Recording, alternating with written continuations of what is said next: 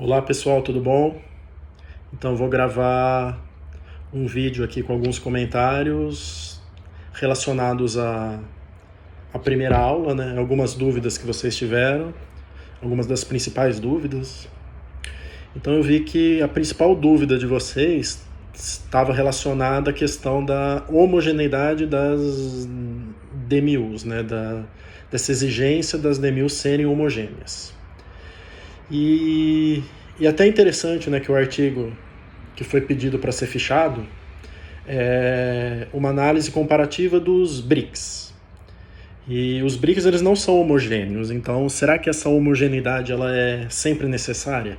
Será que ela é algo essencial para o DEA? Então, a questão é sim e não. Pelo seguinte, o DEA ele foi criado para determinar a eficiência de unidades tomadoras de decisão. Então, a eficiência ela tem um caráter gerencial. Isso quer dizer o seguinte, que se espera que uma unidade é ineficiente porque ela está fazendo alguma coisa errada. Então, dentro do contexto mais amplo de eficiência, ou, por exemplo, em relação aos países, né, que foram comparados lá no artigo, uma unidade, um país é ineficiente se ele fez alguma coisa politicamente errada que permitiu que ele não conseguisse converter seus fatores de produção, capital e trabalho, em fatores econômicos, fatores sociais, fatores ambientais de modo eficiente. Então, pelo DEA, a gente coloca... ou melhor, pelo conceito de eficiência, a gente colocaria uma unidade eficiente, foi ineficiente porque ela agiu errado, agiu de forma incorreta. O problema é que esse pressuposto só é válido se a gente garantir a homogeneidade das DMUs.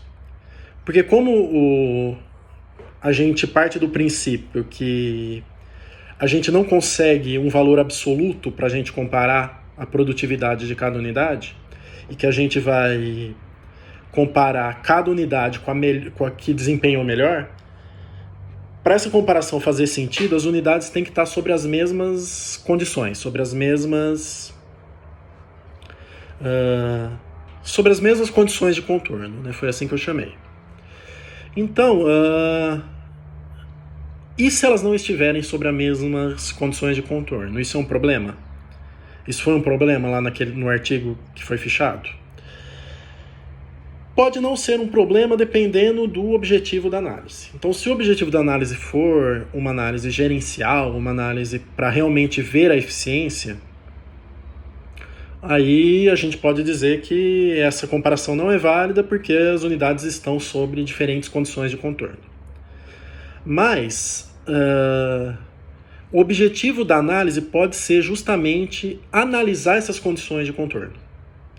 Então a gente pode fazer uma comparação, ver quem está melhor posicionado, né, fazer um ranking, e a partir disso usar uma análise de regressão ou uma análise estatística de comparação entre médias, para a gente justamente inferir essas condições de contorno que estão fazendo com que as unidades tenham desempenho diferentes.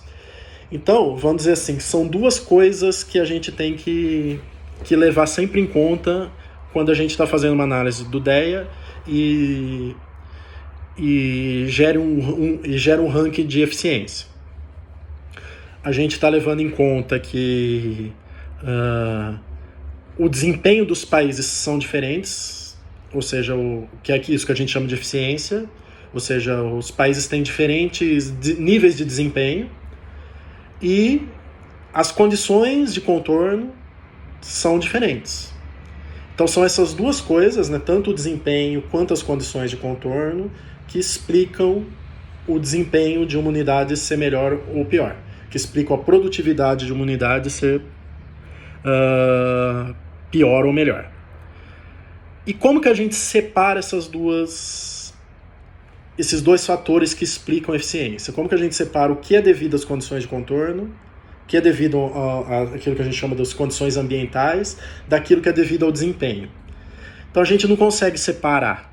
Então, por isso, aí que vem a questão da homogeneidade. Então, se a gente garante que as condições de contorno são iguais, a gente garante que as condições ambientais são iguais, aí a gente pode inferir que o DEA está 100% indicando a eficiência, está 100% indicando a questão do desempenho das unidades. Se a gente não garante essa homogeneidade, a gente não pode garantir isso. Então, parte dessa eficiência é explicado por uma questão de desempenho e parte dessa diferença de desempenho é explicado por questões ambientais diferentes.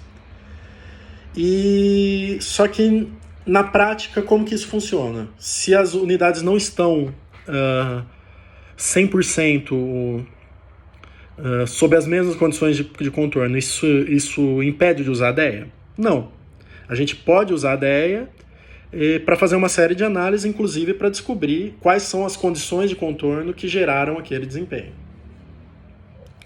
Então a gente só precisa tomar esse devido cuidado, né, das premissas que a gente vai estabelecer na nossa análise e como que a gente vai interpretar esse índice de eficiência.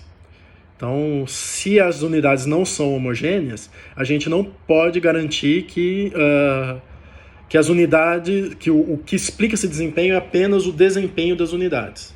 A gente talvez tenha fatores ambientais influenciando. Mas isso não significa que a análise do DEA não é útil, porque a gente pode usar o DEA e depois, numa segunda etapa, usando alguma ferramenta estatística auxiliar, justamente para explicar essas condições de contorno. Então, eu acho que essa questão da homogeneidade acho que foi uma das principais questões levantadas por vocês, né, que vocês tiveram dúvidas. Outras questões, né, alguns de vocês perguntaram a questão da questão do DEA ser utilizado para cluster e para multicritério, então tem trabalhos nessa linha.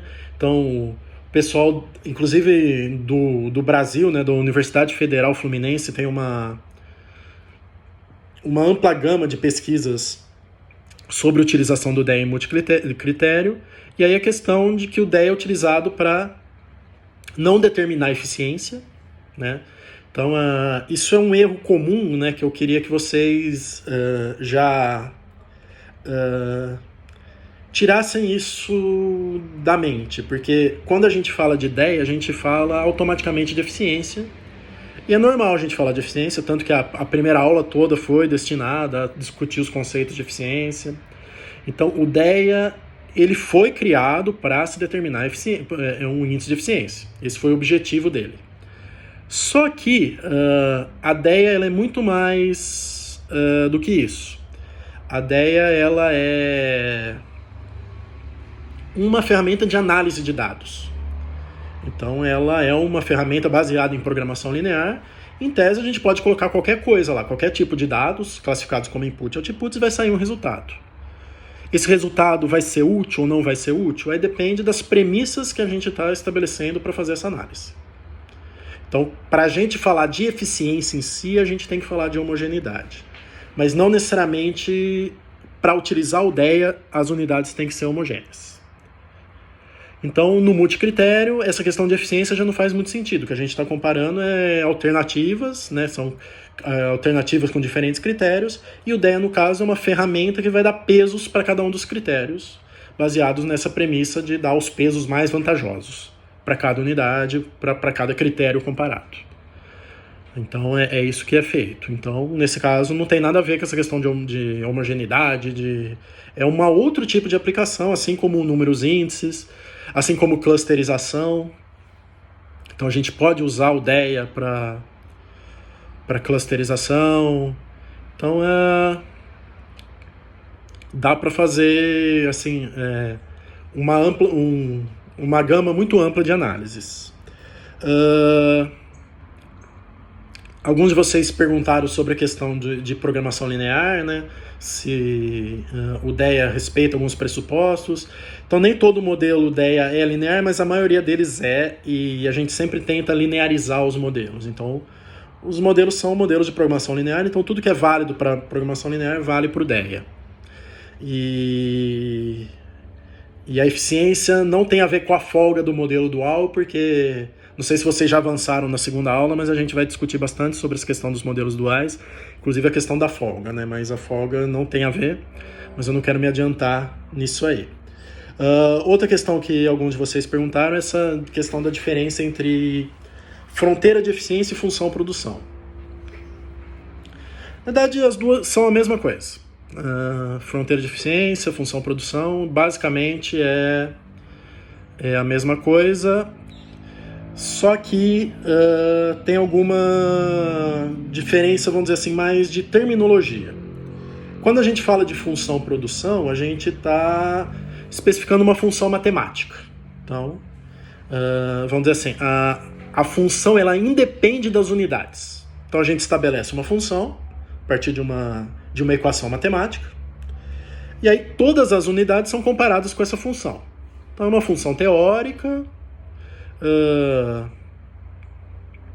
que é estabelecida a partir dos dados, por exemplo. A gente pode usar a econometria e o próprio modelo de fronteira estocástica, que é um modelo para se construir fronteiras a partir de dados econométricos, né? Então, isso a gente chama de uma função-produção. A gente fala que isso é um modelo paramétrico porque ele pode ser extrapolado. Então, a gente pode fazer inferências estatísticas, pode fornecer intervalos de confiança, pode ter fatores de erro, coisa que o DEA não permite, porque o DEA é uma técnica não paramétrica. Então, ele vai pegar as próprias unidades, ele vai, através de um modelo matemático, vai estimar aquelas unidades que são mais produtivas e a partir dessas unidades mais produtivas ele vai construir a fronteira. Então a fronteira vai conter essas unidades, essa unidade que ele identificou como sendo mais produtiva através de um modelo de programação linear. Então todo mundo vai ser comparado com essa fronteira. Então é uma fronteira empírica, não é uma fronteira teórica. Só que ele tem como limitação o fato de que isso não permite nenhum tipo de extrapolação. Então, uma unidade ela é eficiente só entre aquele grupo que está sendo comparado. Então, eu não vou conseguir extrapolar isso para outras com intervalo de confiança ou fazer qualquer tipo de projeção. Então, é uma análise restrita àquele conjunto que está sendo comparado. Então, se a gente falar em termos mais estatísticos, o DEA só permite fazer análises para amostra, mas não permite extrapolar para a população. E os modelos de função-produção, que têm uma base estatística, eles permitem fazer essa extrapolação. Mas qual é a grande vantagem do DEA? É que ele não exige nenhum tipo de hipótese em relação à função-produção para ser construído, e ele pode trabalhar com múltiplos inputs e múltiplos outputs, coisa que os modelos econométricos, modelos paramétricos, eles não permitem. Então acho que essas foram as principais dúvidas sobre a aula 1, né? Acho que pelos resumos que vocês postaram, a maioria de vocês entenderam, né, os conceitos, o que foi bom, assim, que deu para ver também como que estava sendo a aula, né? Eu demorei um pouquinho para postar, porque estava um pouco enrolado essa questão do trabalho remoto, né? Mas em breve eu faço um vídeo também das dúvidas da aula 2 e falando um pouquinho mais do artigo. Então é isso, obrigado.